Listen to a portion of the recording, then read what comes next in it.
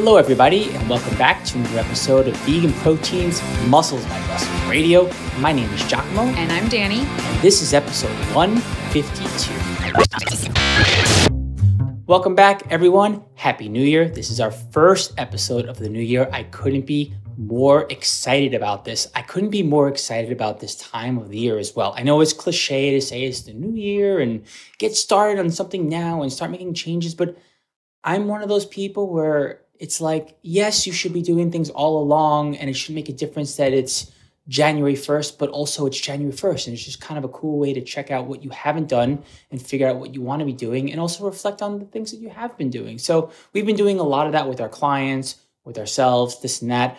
We'd love to hear what you've been up to, what you're working on this year, what your goals are, et cetera, et cetera. Speaking of which, Danny, I'm holding a live free goal setting workshop on January 8th at 6 p.m. Eastern. And we're going to leave the link to register for that in the show notes today. And yeah, the spots are limited, but it's the most popular webinar that we do all year is the goal setting workshop. So we do a public goal setting workshop. And then the following week, we do a private goal setting workshop for our members only. And that's also really cool. But you should show up. There's an awesome workbook. We talk about how to set goals, what areas you should be setting goals in, et cetera, et cetera. So yeah, we're actually truly recording this on New Year's Day, which is pretty exciting. It's funny because like the anxious part of my brain is really happy when we have stuff recorded months in advance. But it always feels like a little bit disingenuous to be talking about the thing we will be doing when this comes out versus like what is actually going on in our world at the moment. That feels much better. But it's like, oh, if you get sick or if something comes up, you're not going to have an episode. And we, knock on wood, we did not miss a single week of publishing the podcast last year. And after years and years. This podcast has been out since 2014. This is year 10 of this podcast. Is that freaking nuts or what? I can't even. It's incredible how many years worth of creating stuff and doing things we have compiled, like 10 plus. I mean, because we've been doing stuff since before the podcast. Right, but the podcast itself, we should look at the first date that we published so we can celebrate. Yeah, I remember when we were doing it, there were not too many vegan fitness podcasts out there back in the day when we started doing this. It felt like a really big deal that we got a chance to be this voice in the fitness world, actually. And it's an honor and a blessing to still be doing this thing. Yeah. But, so many years we were super inconsistent about posting. We'd go through these spurts where we'd put out all of these awesome episodes and then just be brain dead for months and ghost you guys. But now, again, knock on wood, and this is huge in part to our assistant, Christina, who edits all of these podcasts. Without her, we would not be able to do this. So shout out to her. But I don't want to get too far off topic before we even start. So today we are going to be talking about goal setting. I know I just said I'm doing a goal setting workshop next week, but I'm going to talk about it in kind of a different way today because the number one goal that people set at the beginning of the year is weight loss. Yeah. Absolutely. Weight loss. Yeah. And people set that goal year after year after year, and maybe they accomplished it or maybe they didn't, but they said it again. And I think the statistic is at any point in time, 25% of people are trying to diet, which is kind of wild to think about, but that seems to be, actually that sounds low compared to the people that I talk to on a daily basis, but my world is a bit biased. Oh yeah, because we're talking Gen Pop when you throw out a number like that, I presume. Mm-hmm. And Gen Pop stands for general population as opposed to like an athletic population. Right. And we're dealing specifically with not only the fitness industry, we're dealing with people who are into the way that they look. They're into doing that in a competitive way, not just strength-based athletes, but even strength-based athletes tend to get a little hung up on their body weight and their body composition. So yes, it's a much higher percentage than that, for sure, with the people we speak to. I would even say 50% is conservative.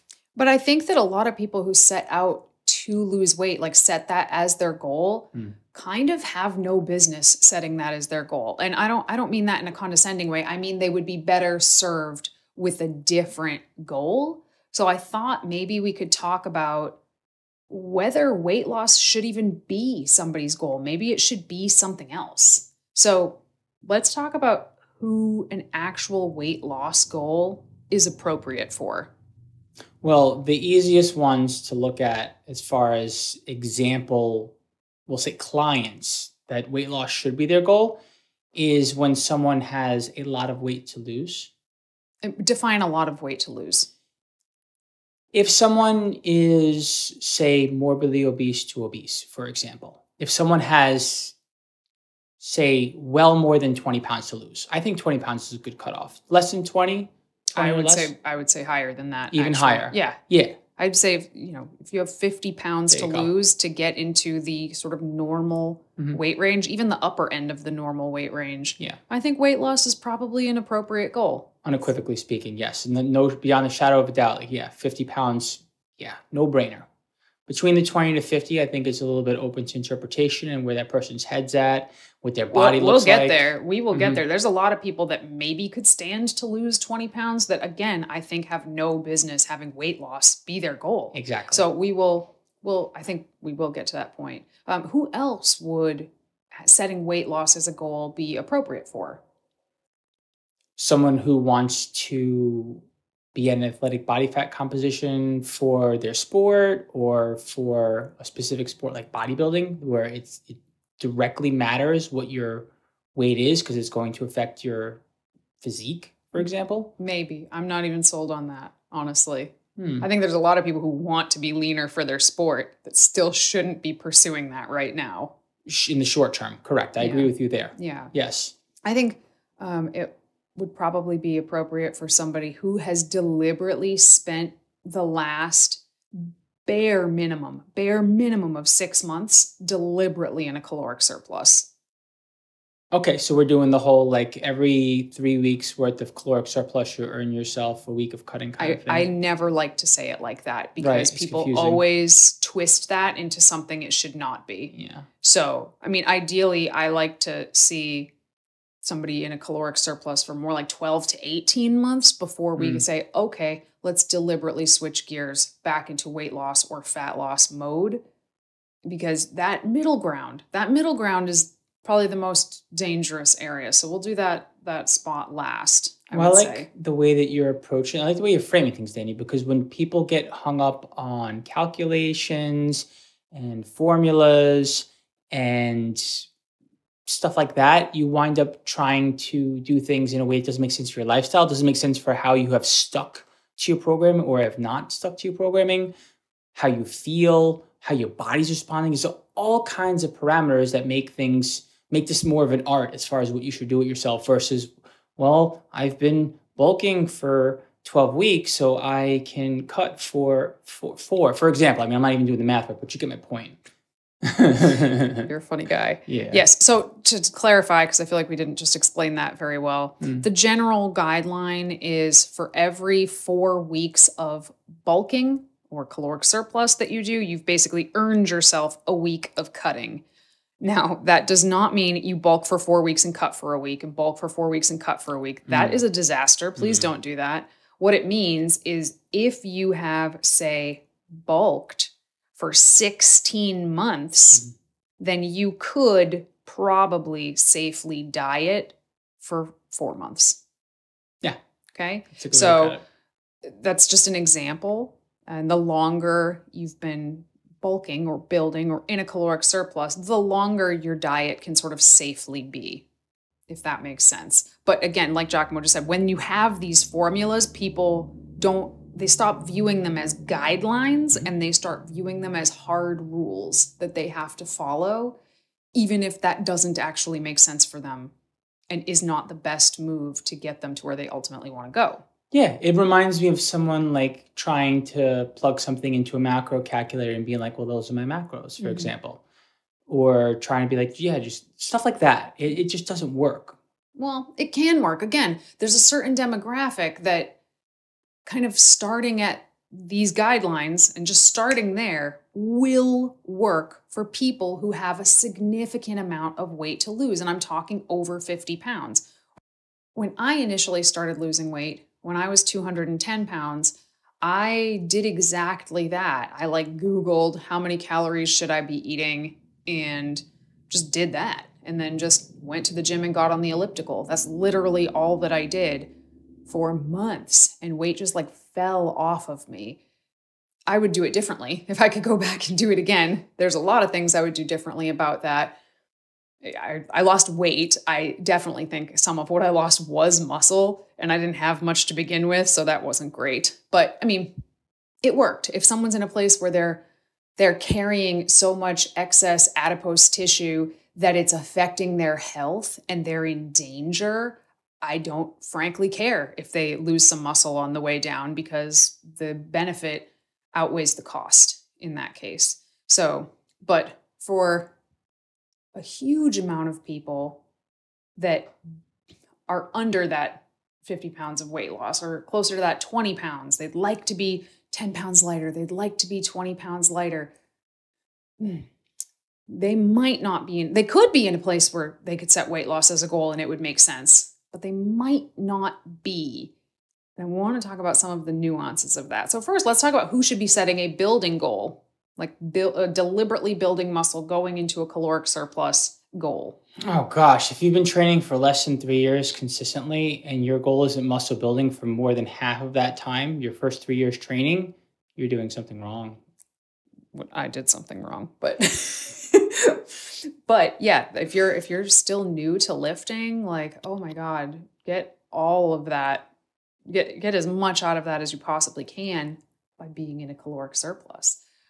If you are underweight, if your BMI has you in the underweight area or even the bottom end of normal, I would say you can focus on just muscle building and being in a caloric surplus, because you got a lot of wiggle room in there to keep growing before you find yourself in some sort of riskier situation. If you've been dieting for a while, and I mean for more than a month, for example, more than 2 months, more than 3 months, then you should probably focus on muscle building. If you've been dieting for a month, you should be focusing on muscle building?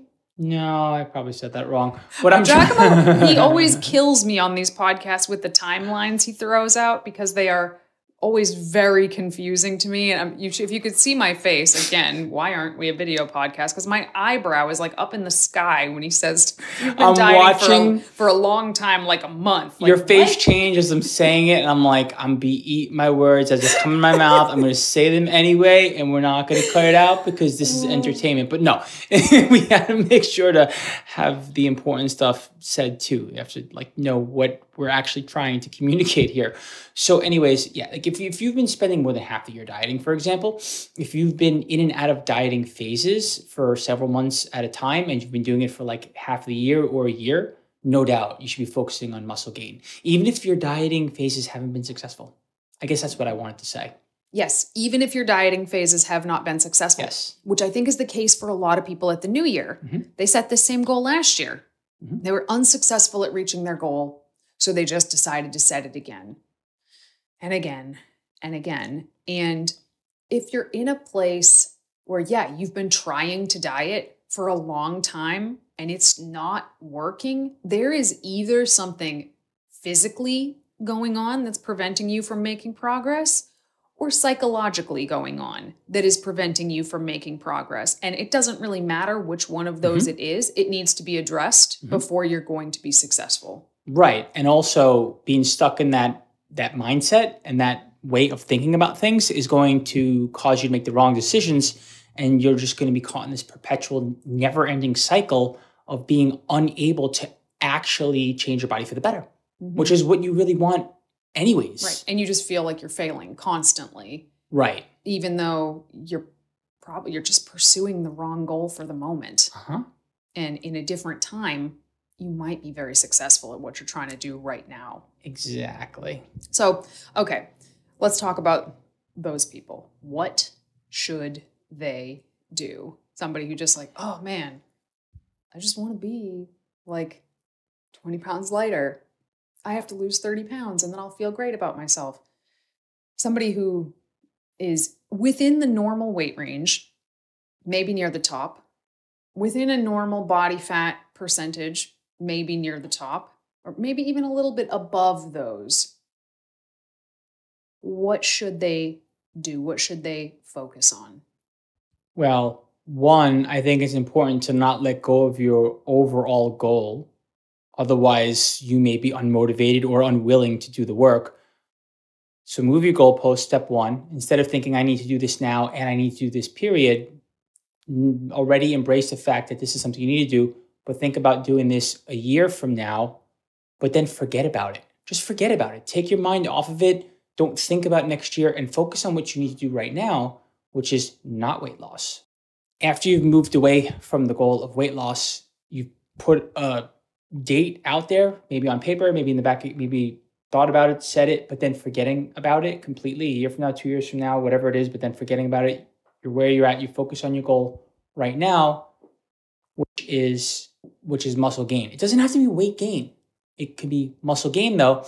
And the things that it takes in order to re-regulate the way that you live your life and the way that you think about things so that you are forgetting about all the habits that you are unable to do for whatever reason for dieting down. And then you start changing the way that you do things. And you just wind up feeling better. You just wind up not becoming frustrated anymore with the process. Well, I agree with everything you just said, but I feel like people who feel like they've been constantly failing at weight loss, I actually feel like setting a goal that has nothing to do with what you look like is a game changer. And ironically, sometimes those goals result in weight loss.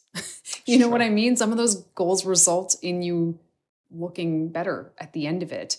But when we spend so much of our time fixated on what we look like, and dieting makes us focus on what we look like way more. Yes. Oh my gosh. I have seen so many clients and friends and myself. Most of the year, I am not the one in the bathroom checking out my abs in the mirror. I'm not the one measuring myself constantly. Like, I kind of don't care, honestly. Right. Until I start cutting. And then all of a sudden I'm paying much closer attention to what is my body doing? Is it changing the way that I want it to be changing? Does it look different than it looked yesterday? Ooh, I think I'm bloated today. That must be why the scale is the same as yesterday. Oh, look at this lighting at the gym. It kind of looks pretty cool when I stand just so. Like, those thoughts, they're not all necessarily bad, but when you're thinking about what you look like all the time, that is never good. It's never good. So I think to find a goal that isn't, I want a 26-inch waist, or I want 18% body fat, or I want to weigh 120 pounds, taking those kinds of goals and turning them into, I want to be able to do a pull-up, or I want to be able to squat my body weight, or I want to be able to run 5K without stopping. You know, whatever it is such an awesome feeling. I want to be able to get my resting heart rate down. I want to be able to have more energy to play with my children. I want to be able to sleep better at night because I feel like I am well trained but not overtrained, for example. Any number of things. It doesn't even necessarily have to be goals that are fitness related, like what you can do in the gym and how you can perform. They could be lifestyle goals too. Yeah. I don't want to feel like my food focus is governing my life and my relationships. And you can get more detailed with that. Sky's the limit when it comes, whether it's tracking, whether it's being like, I can comfortably eat out 4 times a month without even batting an eye or even thinking about it, as opposed to like having to calculate, like, I must eat out 4 times a month because I can prove to myself that I'm not food focused. You know, it's like, that's just what your life looks like now because you're not even thinking about it anymore. Yeah. Yeah. I have a client that might actually be a goal for this year, that it is to be able to go out to eat and not feel tremendously anxious about it, you know, and have that eventually just become part of their life. And does this person want to improve the way that they look? Yes, but we can focus on other things as well, or instead of focusing on getting all of the workouts in, or, just overall becoming healthier. I think that when we think health, we immediately think of a certain body type, of constantly thinking about your weight. And I have found in my own life and in many of my clients, the more you think about your weight, sometimes the more the weight becomes a problem, versus if you just focused on what you were actually doing day after day to get yourself healthier, and really healthier, not just with low body fat and big muscles, which, don't get me wrong, we love low body fat and big muscles, but we also love people who are fit, all over. Just because those are not on the forefront of what you're focusing on and what you're putting down or what you're thinking about, just because those are not top of mind, meaning what you can look like or how strong you could be, doesn't mean that what you look like and how strong you get is going to be any different. You don't have to super focus on these things year round in order for them to happen. And quite frankly, when you take the focus off these things for a little bit, you just wind up pushing harder and enjoying yourself more in the process. Not to say completely forget, you do got to get back to really thinking about how to dial in your fitness goals and what you need to do, but you don't need to be thinking about this stuff all year long. Same thing with your eating habits. You shouldn't have to be thinking about how much protein you get in every single day to be able to get in protein, right? That's a low-hanging piece of fruit. That's an easy one to think about. Well, spread that out and think about all of your eating habits and all of your nutrition habits in general, right? Yeah. See, I feel like there's a time and a place for all of these things. Mm-hmm. I do. I mean, we talk a lot about trying to help people become less neurotic about these things, but this could be a whole topic unto itself. Listen, there's a time and a place to be neurotic about these things. There's a phase in the journey where being neurotic about these things can actually be helpful in a learning phase, et cetera, et cetera. But eventually, part of the process is to learn how to start to let go of some of these things, because by the time you're in that place, hopefully, most of the things that you're doing have just become a part of your life, so you don't have to think about it so hard anymore. That's the long-term goal. But most people back to what I was saying, what should those people do? It's going to be different for everybody, right? It's going to be very different for everybody. There are some people who psychologically, no matter what, they just need to focus on weight loss right now. After conversations with them, I'm like, okay, this is all this person is going to want to accomplish, and they're not going to try to accomplish anything else until they do this. Right. Is it great? No, that's not great. But, you got to meet people where they're at. But I think that most people should, rather than just focusing on weight loss year after year, they should be focused on getting stronger and getting fitter and building better healthy habits at home outside of the gym. Yeah. And if they can focus on those things next year, when it rolls around, should they choose to focus on weight loss at that point, it should be so much easier, for one, and it's going to yield a much better result that they're probably going to be way happier with. Mm-hmm. So totally. If you're exhausted as hell from trying to lose weight year after year after year, consider taking this year to just try to get stronger and try to feel fitter and try to have better habits at home, and then revisit it next year. 12 months will go by in a blink. So consider giving that a shot. You're on the spot. What are your goals right now? What would your goals be outside of weight loss, as far as lifestyle, as far as in the gym goals? What are your focuses for 2024 or for right now? Well, right now, my focus is to how do I weave together the workouts that I've been doing at the women's gym that I go to. It's called Dawn's Here Fitness in Haverhill, Massachusetts. It's fantastic. How do I weave together, the 3 or so times I go to that gym with my 3 or so times that I go to the regular gym, to lift weights the way we talk about on this particular podcast? How can I weave those together when sometimes I don't know what I'm going to be doing in Dawn's gym, because it's different every day. I'm mostly going for the fitness in the environment. I'm not going there to build muscle necessarily, although I might. But so that's something. It's actually kind of challenging, even as somebody who writes programs every single day. This is different than what I've normally done, trying to weave that together. So that's part of it. Training with you, changing my training environment like that is a major goal of mine. Fixing my general lifestyle habits that have been healthy for a while that kind of went to crap because I had a really bad last couple of months for personal reasons, which I'm sure I'll get into in probably a future episode or two because it's not something that's going away. But like my sleep has been off. Like I've been sleeping on the couch for more than half of the days of the week. And at this point, I no longer feel like I want or need sleep on the couch, but I can't stop, for example. Just so everybody knows, it's not because Giacomo and I are having problems. It's not like, uh-oh, you are banished to the couch. No. It's just, sometimes I remember one of the first times I ever sort of like felt depressed, like actually was like, oh my gosh, is this depression? I vividly remember it was the first time in my life that I was falling asleep on the couch with the TV on every night for like a month. And I was like, that was weird. That was not normal. So I think it's kind of when people are down, their sleep gets weird or they do weird things. I'm trying to increase how frequently I train. I've focused more on stretching instead of just thinking that I'm old and my body's in pain, which is, and I work at the desk too much and my body's in pain. Those things are only partially true. I'm not that old. I'm only 43. And I don't feel 43. I feel like a late 20, early 30 kind of dude in the gym, in all honesty. No, seriously.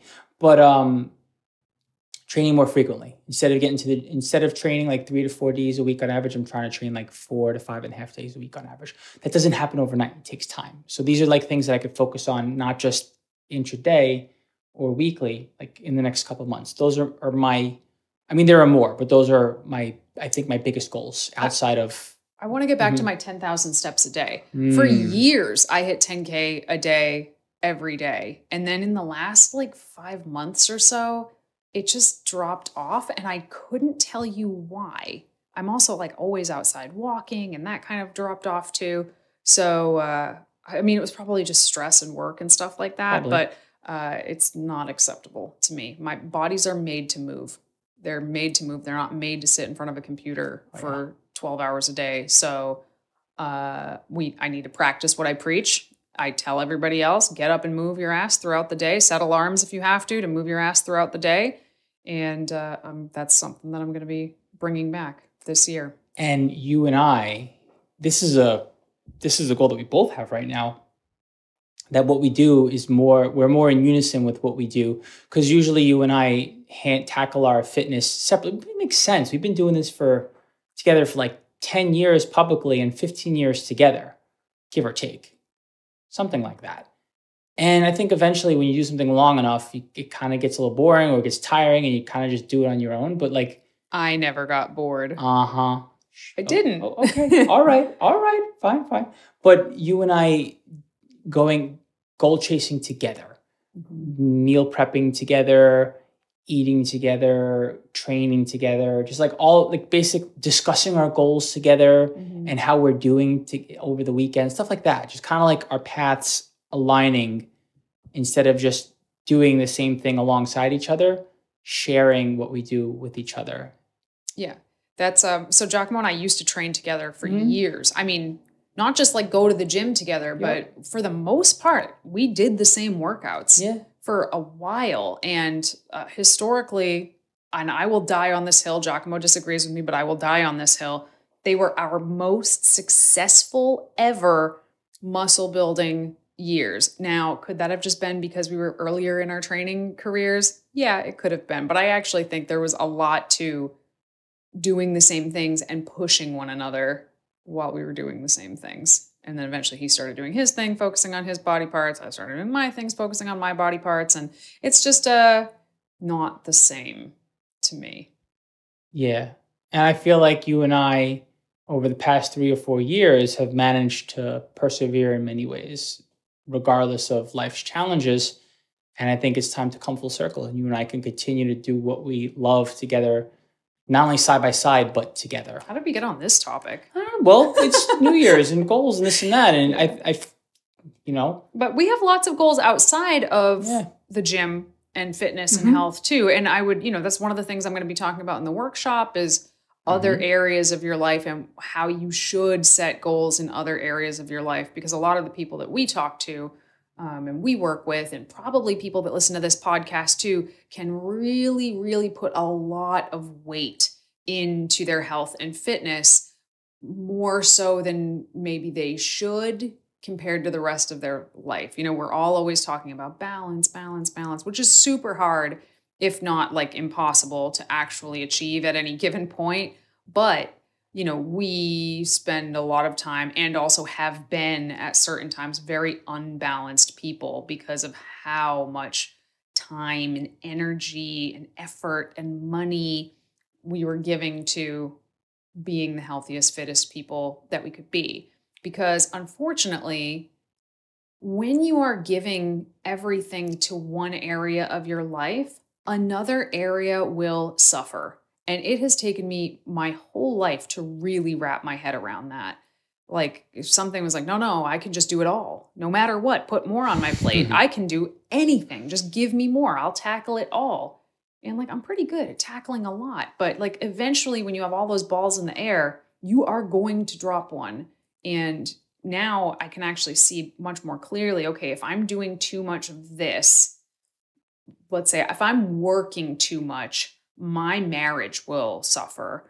Or if I'm spending too much time hanging out with friends and family, then my business will suffer. If I'm spending too much time focused on just being at the gym for exorbitant amount of times, other things like personal growth or social life stuff, that will suffer. So taking a look at it, like all those areas pretty frequently, I find to be very helpful. Doing checking, and I don't remember all the things you just said because I was mostly just listening, but thinking about, give me one of them again. Just give me one example. Social life. That your business will suffer? Is that what you said? Yeah, if I'm doing too much socializing. Okay, so still feeling good about and socializing and making sure that you make a concerted effort to plan, feel rewarded for that, but also be careful that your business doesn't suffer too much. Yeah. Or there are times where you just have to give more to one particular area. And yes, accepting it, letting people know that you're doing this because if let's say this is your year, right? This is your year. You are going to lose 100 pounds or you are going to compete on a bodybuilding stage. This is your year. Like, let the people around you know, because I am here to tell you, you cannot do it all. You are going to have to let people know, hey, I'm going to be like less present for a while. And rather than getting into a place where there's no coming back from that, you've planted the right kinds of seeds in the beginning so that when things inevitably go sideways, which they will when you do something big and other areas suffer, you still can circle back to that conversation or those things that you said, both for yourself to take responsibility and also with others and be like, hey, this is something that I was very upfront about. And I know that I need to make up for it. And you're at a vantage point. You're in a much better position to put the work in and still be able to get back to whatever it is that you lost when you had to do something really big. Because in the short term, you can get hurt and you can hurt others. In the long term, though, it's actually going to be for the better, right? Because that same person or that same thing that you were taking away from, you can always give back to it. But that one thing, if you didn't do it, long term, you would suffer. Happiness-wise, success-wise, experience-wise. So, yeah, just making sure that you are a responsible person when you choose to do things where you're taking away from other areas of your life. And if everything that we have just said and talked about is making your head spin and you're like, I have no idea what to do or where to go, this is what we do. This is what we do all day, every day. We work with clients one-on-one to help them determine the best goals for them, the best paths for them, the most efficient ways to get there while keeping their sanity in check, with weekly accountability and absolutely 100% custom nutrition plans, training plans, mindset plans, weekend planning, et cetera, et cetera. So if that's something that you are looking to pursue, I guess, in 2024. We do currently have some spots for year-long clients. So people who want to commit to their fitness, their health, their physique, whatever it is they're trying to achieve for a year. Because we have found that the people who get those mind-blowing, head-turning transformations, all of the ones that we've had, almost all of them have committed for a year. There's something about that headspace, right? Yeah. There's something about that headspace. Like, I'm not dipping my toe in the water of doing this for a month and seeing how it goes. Mm-hmm. Like, I'm in for a year, like in for a penny, in for a pound, for real. And so we have some spots for that. So if you're interested, shoot us an email, coach@veganproteins.com. We can hop on a call, like a live Zoom call, to see what your goals are, see if we're a good fit, probably be talking to Giacomo, and you can ask all the questions that you have. So we'll leave that. Actually, should we just leave the link to book a call in the show notes? Yeah, okay, for sure. We'll leave a link for you to book a call in the show notes. But if you want to email first, you can also do that too. Okay, moving on to our question and answer segment. This is for you, Giacomo. What changes do you make when you go from bulking to cutting? I know the theory. I'm just interested in hearing what you have to say about it. Moving from bulking to cutting, for me personally, requires me making a much more concerted effort with whomever I'm working with or with myself to start focusing more on what kinds of foods you're going to be choosing to eat, how your readiness, meaning like have your grocery list prepared, have your food ready to be prepped and stuff like that. I think that makes a big difference. Being much more than intentional, making sure that you are not just being portion minded, but being portion controlled, right? You have to actually track what you're eating, for example, when you move from a bulk to a cut. You can when you bulk and it's helpful, but it's not necessary, right? Stuff like that. Training wise, I think you're making sure that your body still, when you start to lose body fat, your leverages change, your biomechanics change. So you have to make sure to start to not freak out about not lifting as much weight or not lifting with as much intensity, but you also still have to push hard, and you have to also be like, okay, well, my body might feel a little cranky today, or I might not be able to move the same way, stuff like that. All right. I'm going to read this one so we don't have to move the microphone here, but I'll answer it.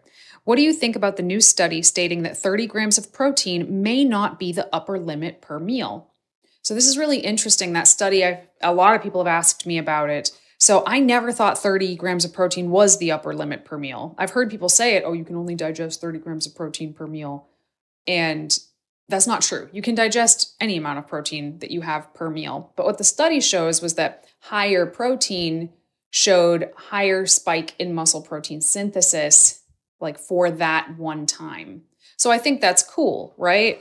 However, I guess I don't understand what people want to change based on this information.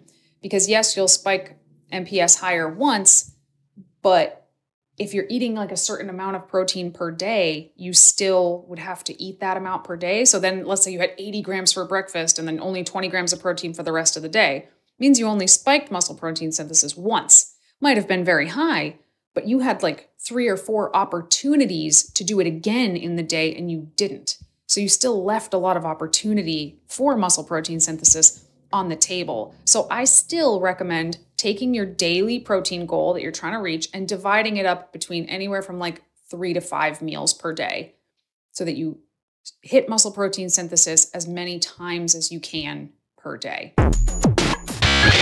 All right, everybody, thank you so much for tuning into another episode of Vegan Proteins Muscles by Brussels Radio. Please be sure to register for the live goal setting workshop with the link in the show notes. And if you're interested in having a free 30-minute call with Giacomo to talk about your goals, talk about one-on-one coaching, see if we'd be a good fit for you, I'll also leave that link in the show notes below. And if you have any questions, just shoot us an email, coach@veganproteins.com. Once again, my name is Danny. And I'm Giacomo. And we will talk to you soon.